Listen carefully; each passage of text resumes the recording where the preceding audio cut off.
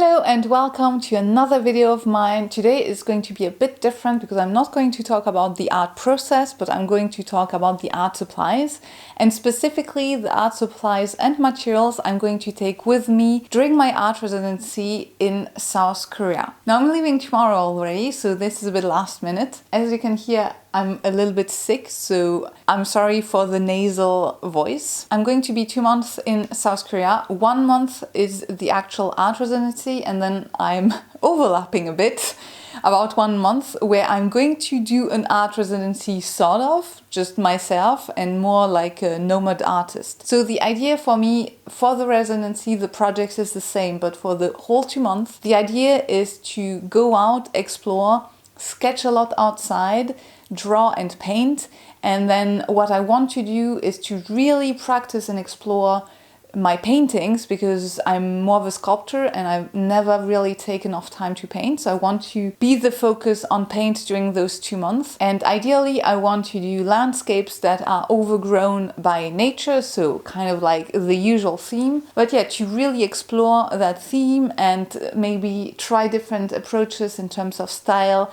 and also materials, as you're going to see in this video. It took me forever to decide which things to take with me. I personally have watched a lot of favorite art supplies. I've read a few blogs about what people take with them. So this video is kind of for those of you who are maybe also going to go on art residency, who are going to travel for a longer period of time and are not quite sure what to take with them. So I hope it's going to be helpful and insightful for that. And we will see in 2 months when I come back if and what I've used and everything. So maybe it was too much, maybe it was not enough, I'm not sure, we will see. And yeah, without further ado, here are all the materials that I'm taking with me. So this is everything I'm going to take with me on art residency. I'm going to show you all the details.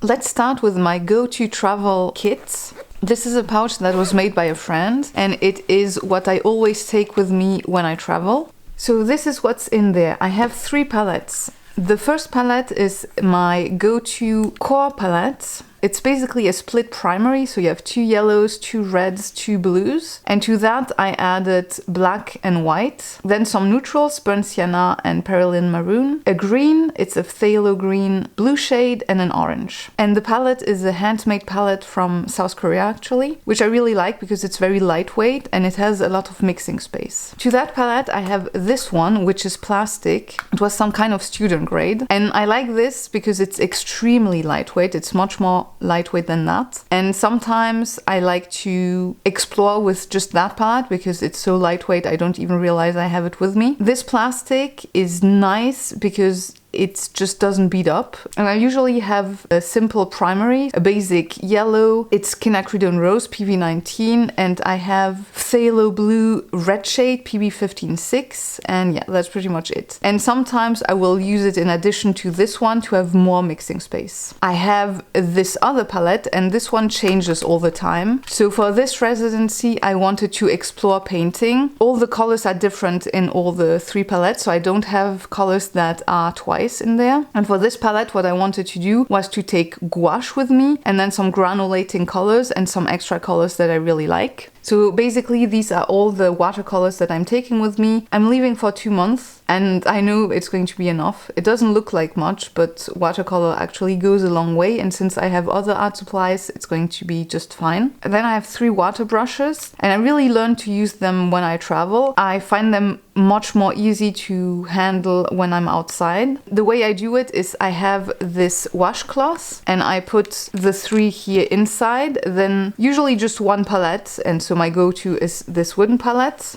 And then I clip it close, and then I have this handmade watercolor sketchbook. I make these myself. They're really easy to make, it's just stitched. And so with that, it's super lightweight and I don't have to worry about taking it with me or not, so I always have it in my bag when I travel. And so if I feel like actually painting, I have everything with me. And if I want to be extra lightweight, because again the wooden palette is light but not as light as this one, I just switch it up and I take this with me and just close it And this is how I usually travel. It's easy, it's super lightweight. I throw it in my bag and I don't have to worry, am I going to use it or not? I always have it with me. And if I want to paint, I can. And if I don't paint, I don't feel bad because I have a lot of stuff with me. So this is always in my bag during the days. When I go back to the hotel room, or in that case, this time the studio, I have more watercolors with me to work with. And in this little pencil case, I have these pens. So the bare minimum are those two, especially this one, which is my main fountain pen. It's a Twisby and I really love it. I use it all the time. It's the pen with which I draw and write the most. And I use Diatramentis ink inside. So I'm also taking this bottle with me because 2 months is going to be probably a bit long for just that ink. It's a big reservoir, but I want to draw every day. I have this simple graphite mechanical pencil, nothing fancy about it. I found it when traveling and I don't know, I kind of like it. I have this Sanguine mechanical pencil. It's a mechanical pencil that I've had since I'm a teenager, but I used to have graphite in it and so I would never use it. And I figured maybe with Sanguine I'm going to use it. So this is a bit of a wild card, but I think I'm going to have fun with this one. And then I have 2 extras. I have the Lumos pen, which is basically a refillable mechanical pencil. I have black in the front and pink in the back. And then I have a Gravitas fountain pen ink with green pink in it, because why not? And these are the drawing tools that I'm going to have with me. And here the rest of my drawing tools that all fit in that pouch. 2 erasers, 2 sharpeners. Then I have just the right amount of colored pencils because I use them for sketching and not really for coloring. So I have Derwent Lightfast Mustard, Derwent Drawing Brown Ochre, Cornelian from Luminance, Derwent Lightfast Cherry Red, Prismacolor Kelp Green, Luminance Grey Blue, Derwent Lightfast Denim, Derwent Drawing Ink Blue, and Derwent Drawing Chinese White. So this is going to give me enough options to have fun, but not be overwhelmed by too many colors. Some masking tape. I have 3 nib holders. The pretty one is actually from Tom Studio, like the Lumos, and I always forget to say it, but I'm actually an ambassador of that brand. So if you want some Tom Studio goodies and they're really beautiful, I have 10% off. Link is in my description box. And I also have some nibs, mostly writing nibs, because those are not flexible and are those that I like the most. But I also have some flexible nibs to have some fun. Here the surfaces that I'm taking with me, it took me a really long time to decide. I'm taking those 2 small sketchbooks because those are gifts from friends, and so I'm taking them to take my friends with me, so to speak. So this one comes from Japan, actually it's from a Japanese friend of mine that brought this back. And this is from another friend that gave it to me just yesterday. This has actually really good watercolor paper, so I will be able to make tiny sketches with watercolors. This here is the well-known Talent sketchbook. I personally use them mostly for notes and quick doodles, but it's really useful and I'm really happy to have both. Then I have some handmade sketchbooks. I make them myself. It's pretty easy. You simply cut the paper to size and then you make holes in the center and then you stitch them. I really love using those when I travel because they are very lightweight. Just to show you quickly, but those are the ones that I've used so far. It all started with this one, which I bought ready-made, so it's a traveler's note size. This one was not stitched, and so the paper in the center got away, and so I wanted to make them myself. Also, this is watercolor paper, but it's cellulose and it's not all that great. But yeah, I realized I really like it. I really like the size and the shape. It makes me paint more because it's so lightweight that I can always take them with me and then have them around, and then I can sketch outside or inside. So I'm taking a total of 6, 4 that I'm sure to use, which are with hot pressed watercolor paper, 100% cotton.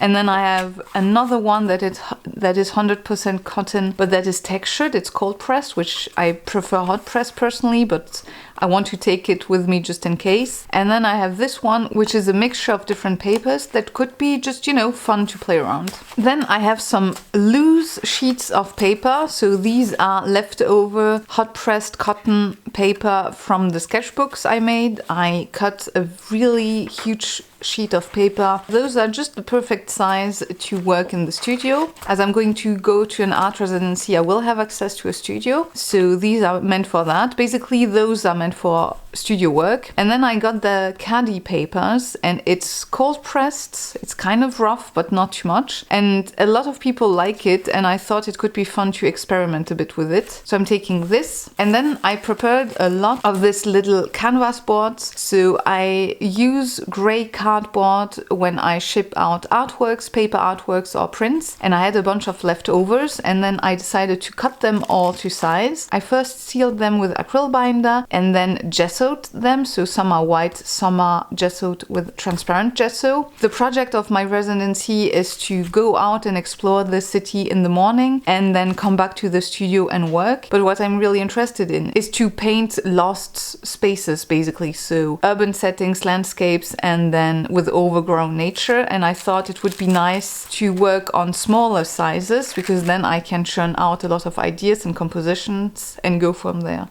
Here, all the colors that I'm taking, I'm super happy because I managed to put everything in those two boxes, and I have absolutely everything. Let me show you. So we have acrylic inks, and I have a loose primary with ochre, quinacridone magenta, and phthalo blue. And I also have two neutrals, perylene maroon and burnt sienna, and then I have a green mixture and some white. I also have some black for my dip pens, because I don't want to use the Diatramentis ink, which is a lot more expensive. In the oils, yellow, raw sienna, quinacridone magenta, pyrrole red, ultramarine blue, phthalo blue, burnt sienna, and black and white. And it's pretty much the same with the acrylics, the acryl gouache, only I use cadmium orange and quinacridone magenta as sort of my two reds. And I also have the two trial sets of oil sticks from R&F. I've really been wanting to play around with oil sticks, and this size is kind of perfect because it's not too big to travel with, and if I don't use them, I'm not going to be too sad about it. And I want to try and see if I can use them in conjunction with the oil paints, also painting. The R&F look like this, so you have kind of a buff titanium, then a very light, very light pink, a cadmium red but orange leaning, something that looks like steel de grain, a cobalt blue with white, and an ultramarine blue. So I feel like with those I can do a lot of different things. I have many options, kind of have everything that I could dream of, but in just two small boxes. So I'm really excited and happy that I managed to narrow these paintings down and to have small tubes and everything to take everything with me. Here are the brushes that I'm going to take with me. I have taken oil brushes, acrylic brushes, and watercolor brushes. I have a palette knife for the acrylics and a palette knife for the oils. Other random things that I'm taking with me are this disposable palette that I cut smaller so they fit exactly in this little box, so I can close it and have the paints protected.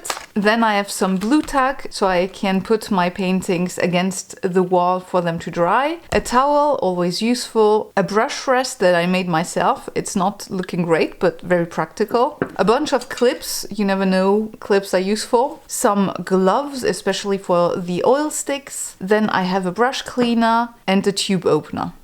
So that pretty much sums it up. There's just one last thing, and it's this camera.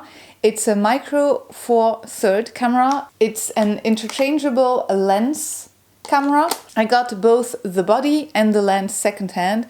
I don't want to dive too much into it because I'm very new in the micro four third camera. There are many channels on YouTube who talk about them, but yeah, it took me a while to decide on which. I wanted one for a few years now because I use a lot of pictures as reference in my work, but I basically only use my phone when I travel, but I got frustrated not having a zoom, so this is why this camera. And so it's really important in my art practice, and that's why I wanted to include it in this video. And yeah, that's pretty much it. If you watched until now, thank you so much. Leave a palette emoji in the comments down below. That helps the algorithm a lot, and it helps to reach more viewers, and eventually more people can find my channel, which is great. So I feel like it makes me happy, it's really nice, it motivates me to make more videos. I planned all kinds of videos for the next 2 months, so you're going to have videos coming up every 2 weeks. Maybe not quite. I still need to do one video, so I'm not sure if I'm going to be able to, but almost every 2 weeks you're going to have a new video. Thank you so much for being with me, and I hope to see you in my next one. Bye!